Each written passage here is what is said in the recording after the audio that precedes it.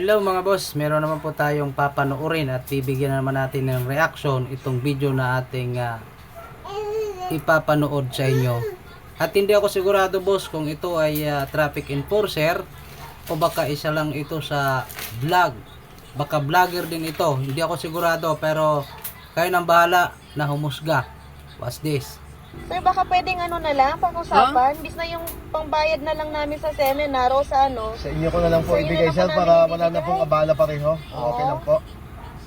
Baka mami, naka-video kayo dyan ha. Wala po, Hindi sir. po, wala po. Wala po, sir. Ayan po yung mga cellphone po. Oh, nakacharge. Pinuhuli nyo lang ako ha. Hindi po, ayan po oh, cellphone namin oh. Tapos pwede. Mahal to, mahal to. Magkano po ba yan pag tinubos ko? Wala Ano na. yan? Ano lang po Bayaran sir? mo na. Ano inabot mo? Hindi po sir, hindi po ano to, wala namang video pang ano lang po. Pang, Sigurado ka? Pagkain niyo po, opo sir. At yun nga mga Ilagay mo boss, rito sa loob ng lisensya. napanood na natin Ilagay mo rito sa ano, loob. yung kanilang pagpapaliwanagan. At sa huli, Ha? Kasi pumayag dito merong itong ano eh, ating, ayun oh. Merong enforcer. CCTV. Ewan, di ko sigurado kung enforcer yan kasi hindi naman siya naka-uniforme ng traffic enforcer, naka-jacket lang.